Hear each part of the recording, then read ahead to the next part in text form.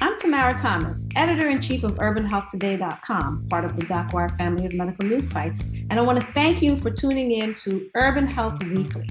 Our goal each week is to keep you informed of the latest in health and medical news right from today's headlines. It's time to empower yourself with open conversations about your medical care with news that matters to you. So are you ready? Let's get started.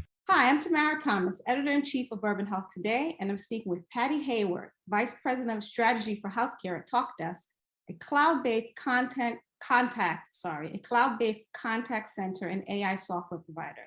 She's here to talk about AI and why the patient experience is now more important than ever. Thanks for talking to me today, Ms. Hayward. Hey, Tamara, thanks for having me. This is great. Awesome. Let's get started. So tell us about Talkdesk. Tell us about your company and your product. Yeah. So Talkdesk is a contact center as a service provider. We are the first CCaaS is how they sort of acronym it. We are that first vendor that was born natively in the cloud, and we service, thousands of clients over any vertical you could possibly imagine. And about a year and a half ago, they really decided to look deeply at some specific verticals. And that's when I joined to really look at the healthcare area and what do we need to do differently to service the folks in that healthcare area? Because as we know, it's really different. And we need to take a look at how do we work closely with the providers and the payers in that space to really deliver a differentiated patient or member experience. So it's been really exciting, a lot of fun. Innovation is at the core of this company. We put more than half of our employees in that product and R&D area. So we really have a great ability to move rapidly and to innovate and to try and really change the space. And how do you differ from other services like Teledoc? So Teledoc is more of a clinician. So if you need to come to a physician, you want a quick understanding of something that may be going on, and instead of going to a doctor, you basically go to a service like Teledoc, and you are able to see a physician or a nurse practitioner and get your services that you need. We actually work with the providers so that if you were to call them or interact with them in a digital manner, to schedule an appointment, refill a prescription, pay a bill, things like that, you can use our platform to do that. So it's a little different. Okay, so how many physicians or health organizations or clinics are currently using your product? Yeah, we have hundreds of clients that are in the healthcare and life sciences space that are currently using Talkdesk platform. So we've really rapidly expanded in the provider space over the last couple of years, really working closely with them to look at what their needs are. Speaking of that, let's talk about patient experience. So what makes the patient experience more important now than any other time? That's a great question. I think that with the pandemic and what happened in the past 2 years, we've really seen a shift in expectations from the patient and looking at, what do they really need and what are they getting in other spaces? If you think about retail or you think about travel, hospitality areas, you're used to being able to engage in multiple ways. And by the way, not just 9 to 5, right? You want to be able to engage when it's convenient for you. Not everybody has the opportunity to work with a provider between the hours of 9 and 5, right? So, and I always joke about, I do this all day, every day, not on podcasts, but I have meetings all day between 9 and 5. And so to be able to call and speak to someone via voice during those times is really difficult. And healthcare is already difficult enough to navigate. So it's really important that we give more options and that we're really trying to deliver a much more personalized approach. There's nothing more personal than healthcare, right? When you think about what the journey looks like and how we care for both ourselves and our family members, it's a very personal thing. And we want to make sure that we can help those providers deliver a more personalized experience.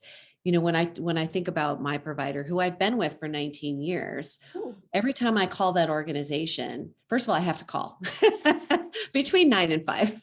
And when I call, it's like I'm new every time, right? They don't know exactly what my journey is or why I might be calling. And that's really different from a journey you would get, say, if you called someone like Delta Airlines and you were a member that flies them frequently. They would know who you are, and they would know that you were about to be on a flight and that it's delayed. And they probably have already rebooked you on a different flight, and they were able to communicate that to you rapidly.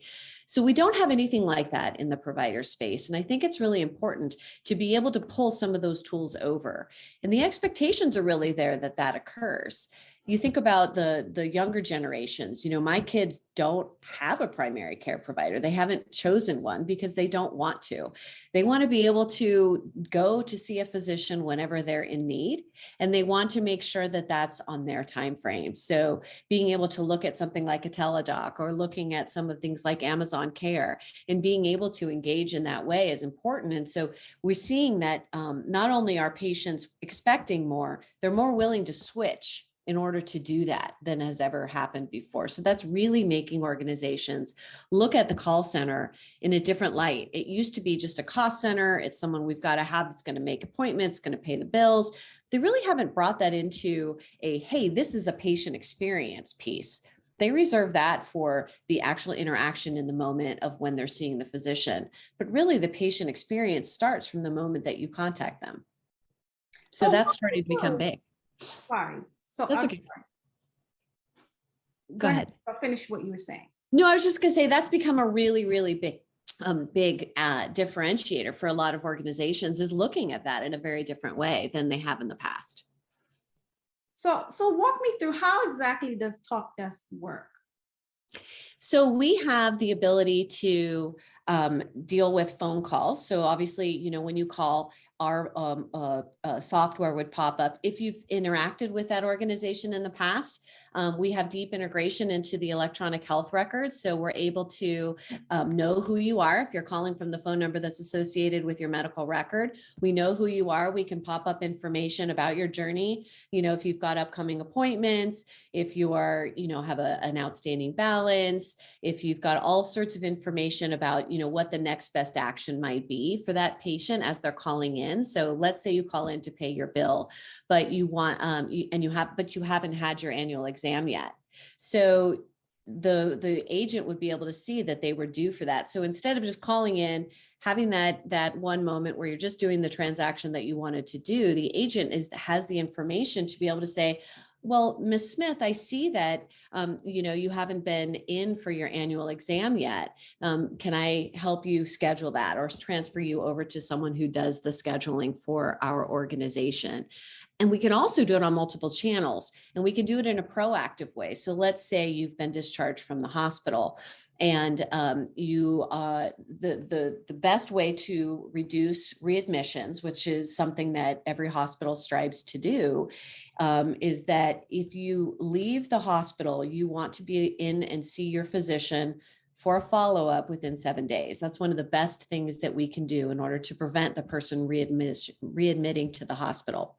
So instead of handing the person a packet that basically says, hey, these are the things you should go do for yourself, we should be sending that patient a text from their physician saying, hey, we see that you were in the hospital, just discharged from the hospital. Here's some options for a follow-up appointment in the next couple of days, and offer a few windows. We can do that via text. We can do it via voice. We can do it via a chat, a voice robot that basically can offer that person information. We validate it to be secure, to make sure we're talking to the right person. And then we're able to schedule appointments in an automated fashion. And if the person needs to speak to someone, we can then escalate them to a live agent. And that live agent will have all the context from the discussion that happened via chat or via text message or voice interaction. So that allows that person to not have to repeat themselves whenever they change people. That's a really important thing. You know how frustrating it is to have to repeat yourself over and over again every time you change person or channel. So all of that stuff helps. And then you send everything back. Yeah. Representative. Exactly. All the time. We can also hear if you're frustrated. That's the other thing. I thought I read that. I read where Yeah, your AI detects distress. correct. And so what does the AI then do when they detect distress in the call? Yeah, so this is the great thing. So the organization can decide how to deal with that, right? So typically you're going to want to escalate that to a live person. But there's also other aspects of things that you can do depending on what that distress is. It could be that if you've got a patient that has, is someone who spends a lot of time at your organization. Let's say they have multiple chronic diseases. So they have a lot of physicians that they see. Maybe they've been in and out of the hospital a few times. We can actually put pathways together that when that person calls, we can actually route them to a specific agent that is more trained, understands really what's going on, and maybe offers a different journey than, say, my 23-year-old son who might call in, who's perfectly healthy and all he wants to do is schedule an appointment for something that's going on. That'd be a very different journey. Instead of having somebody have to do, put everybody through the journey and make them navigate. Again, you can hear kind of a theme is trying to provide more personalized journeys for these patients and allow it to be a much more delightful and coordinated journey for a patient in an organization. This sounds like an auto triage type system. Correct. Yeah. That's a great, we've actually been sort of playing around with what do we call it, and triage has come up many times because that's really what you're doing. Yeah. So this sounds like it makes the clinician's job and maybe even the admin job easier. Is there anything that they need to do on their end to, on the office end to facilitate this, or is this all just part of, like, do they need to put in parameters? How does that work? That's a really great question. So I think one of the unique things about Talkdesk is a lot of companies have capabilities, but really the thing that makes us special and unique is our healthcare understanding. So we've actually pre-built a lot of these flows so that people don't have to design them. And it's really easy to go in and edit them. So if, say, you want to take a flow we have already and make a few changes, it's very easy and it's clicks, not code. We're very big into, you don't need a data scientist on your team in order to work through this. We want to make sure that it's easy because we know resources are incredibly strapped in healthcare. They just don't have that knowledge base in order to do it. So we wanted to make this something where they wouldn't have to build and have a data scientist on and really work through all of this. We want to make it easy to adopt because otherwise we're not going to see adoption in healthcare for an extended period of time because they just don't have the ability to do that at this point. There's so many other things, as you can imagine, so much burnout, so many things that happened over the last 2 years. And they really need some rest, and the ability to offload a lot of this stuff and make it easier.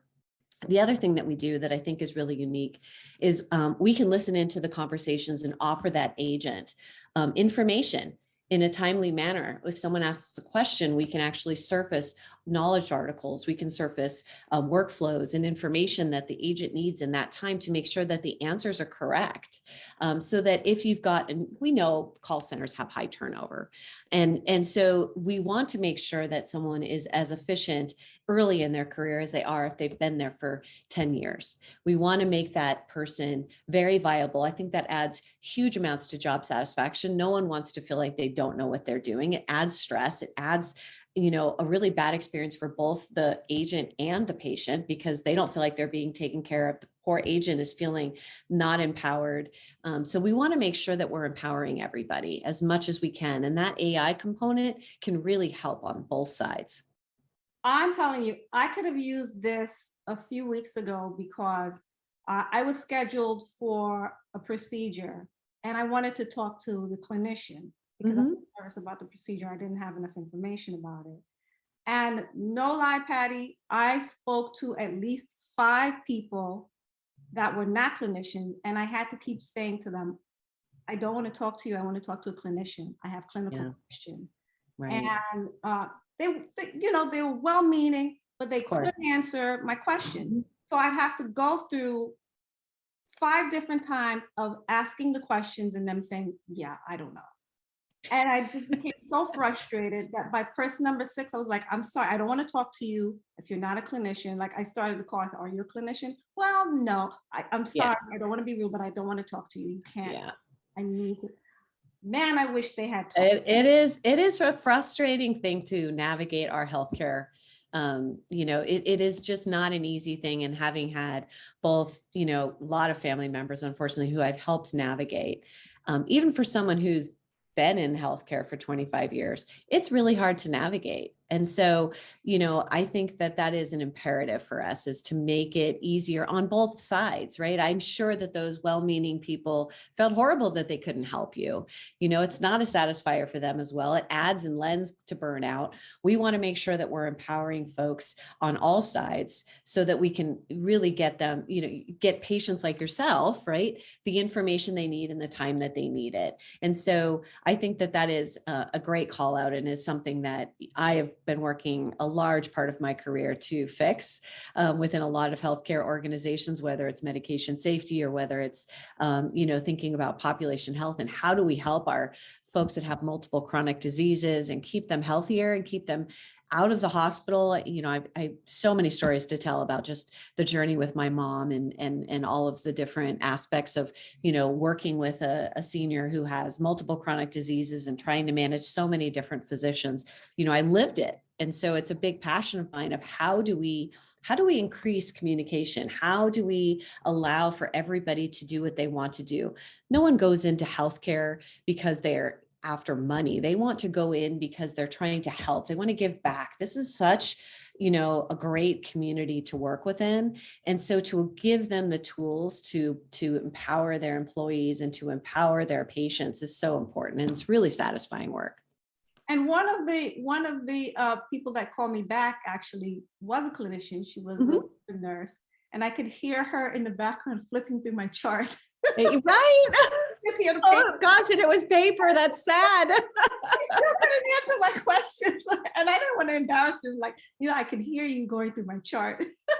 And I said, are you familiar with my case? And she's like, oh yes, I have it right here. And I'm just hearing flip, flip, flip. But she still couldn't. Anyway, so that it's hard, it's not an easy thing, and they're understaffed and overworked, and so trying to balance the needs of all of their patients and still provide an empathetic journey for you, right? If you're coming in and you're nervous about a procedure, that's important for them to try to deliver with empathy. It's something that everybody's really striving to do and everybody wants to give. They just really need some help. So how much, it sounds like the initial setup to get started is not, a barrier for entry. How much time and how much money, how much time does this service save organizations and and how much money, what kind of cost savings is there?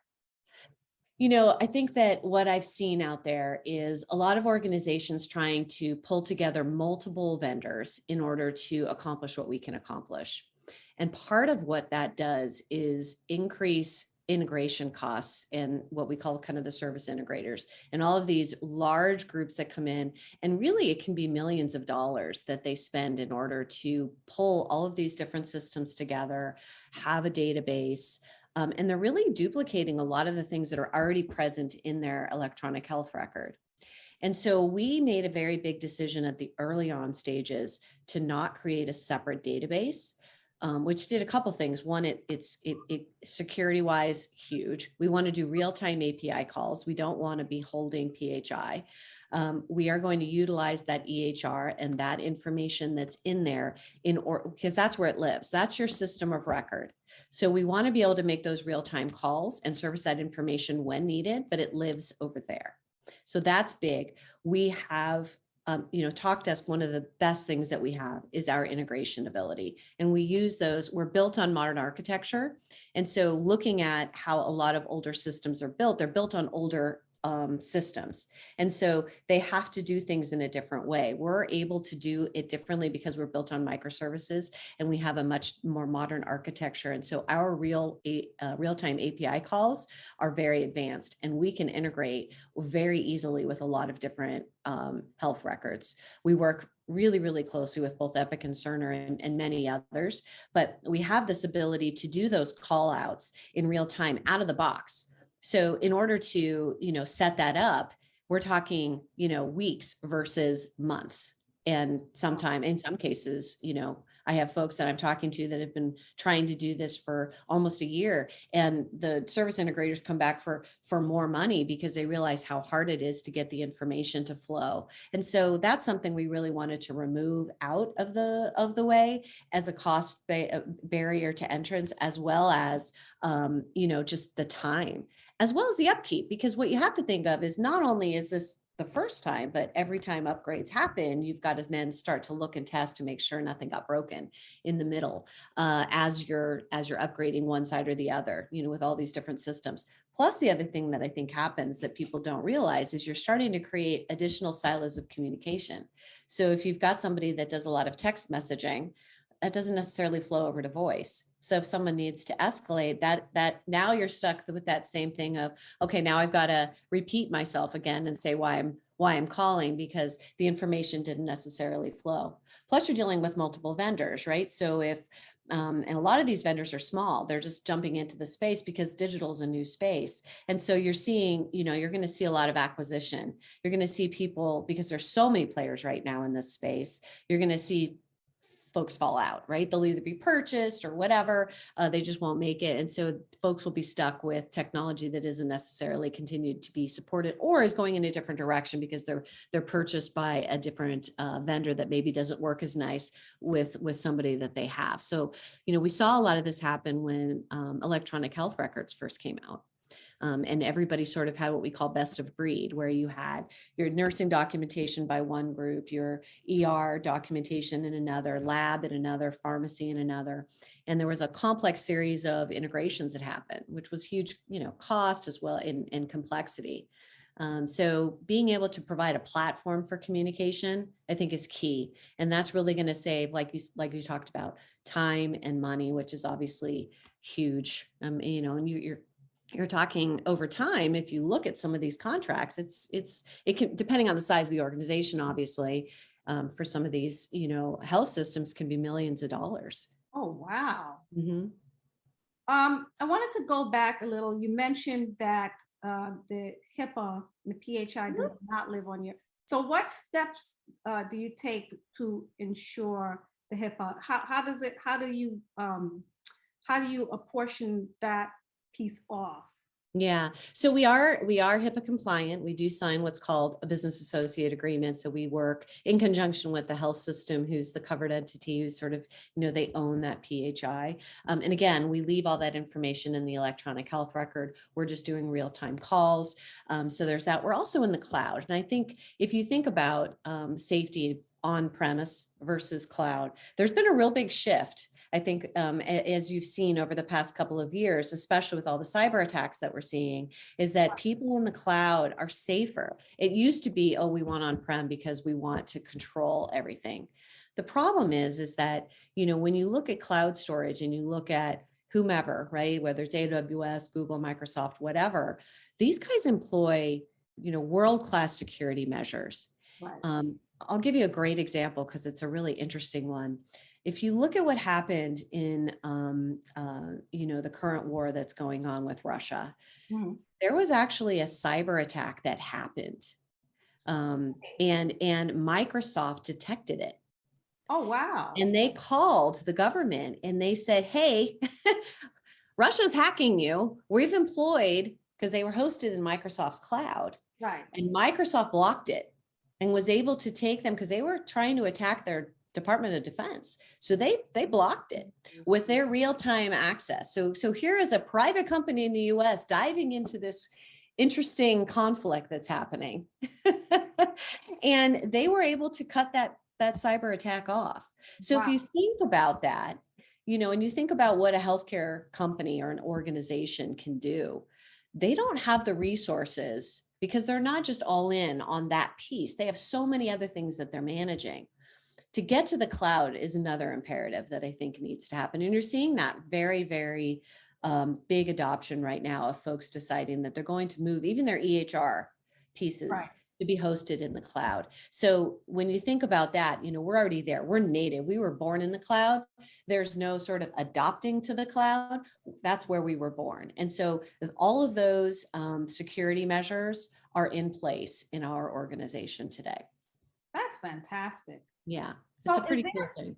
yeah, it's a wonderful thing. Yeah. Is there a way for patient consumers to find out if their provider insurance plan are part of your network? The organization uses Talkdesk?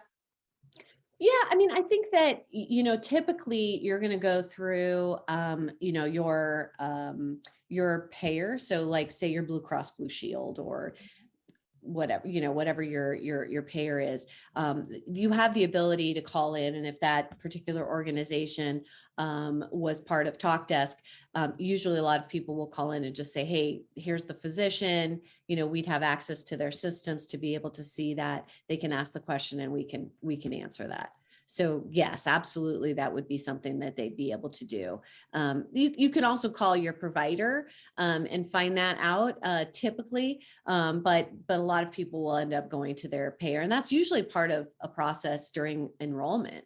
Is that folks want to understand as they're picking out, like, say if they're a Medicare Advantage, a senior citizen who's deciding that they've got Medicare. But in order to choose between the different Medicare Advantage options that are out there, they want to decide, hey, because I kind of want to keep my physician. Let me go check with them, and you'll be able to do that. So typically that's done on a website, but if they called in, we can certainly help with that as well, with that knowledge-based piece that we spoke about earlier. We can listen in and we can say, okay, here's your knowledge base, and here's what we're able to surface for that agent pretty quickly. So if you're someone who's had your insurance, I mean, if you're not changing insurance plans, then you don't readily know this. So basically what you do is you call your insurance carrier and you say, hey, I'm looking for an organization whose doctors, whose clinicians use Talkdesk. Is that how that works? No, because Talkdesk really doesn't sit necessarily in the middle of that. That's really going to be more of a conversation that happens between the provider and the payer. Would the provider know that? The provider wouldn't necessarily know that. Well, they should, because they have contracts, right? So the way that you find if you're a network is you have contracts with certain benefits organizations. So that's usually something that is negotiated at the health system level. If you're a private, small doc practice, you're obviously going to do that directly with the payer, and they'll know who they have contracts with and who they don't. So they should have that opportunity regardless. Yeah. Okay. This all sounds fantastic. I wish more organizations embrace this, and I hope you guys expand across this country. Yes, I do too. I think there's a lot of a shift in recognition that, we really need to work on digital engagement. We need to work on unification of those strategies across. We saw during the pandemic, a lot of people really rapidly adopting technology, which is great. But now they're sort of going back and saying, all right, did we adopt the right thing?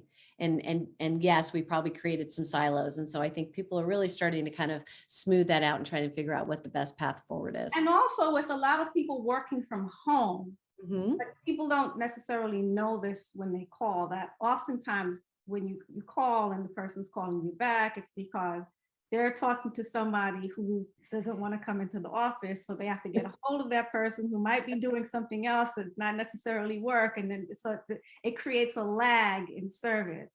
So Talkdesk would really be great for filling that space as well, because it's correct, real time. Yeah, there's a lot of automation that can occur, which is great. So you can take, our goal is to free up time for those agents when they're speaking to someone live. We really want to take all of those sort of not easy, but easier to do things off their plate and allow them to have more time. Because what we're seeing is just, with the pandemic, we saw people's phone systems just go down because they weren't designed to handle the kind of a call volume that we saw. And so being able to automate as many things as we can so that we can free up that time is important. And, you're not spending hours on hold trying to get, I mean, we saw that in the early days of the pandemic, the phone systems just completely shut down, or they weren't able to just get to somebody because nobody could come into the office. So they also had to spread people out over their own homes, and call centers now became your kitchen counter. Exactly. Exactly. So web, being in the cloud was really, folks that had Talkdesk, that was big. We were able to deploy rapidly out there. So yeah, it's been quite a journey over the last couple of years in healthcare for sure. I'm here for it. I just want more of it. Patti Hayward, thank you so much for your time today. This was really great. And I'm really looking forward to seeing more of this. Thank you. It was really great to be here. Thank you for having me. Thanks for listening to Urban Health Weekly today. I hope you'll join me and my friends next week so you can stay informed and inspired to take control of your health. See you next time.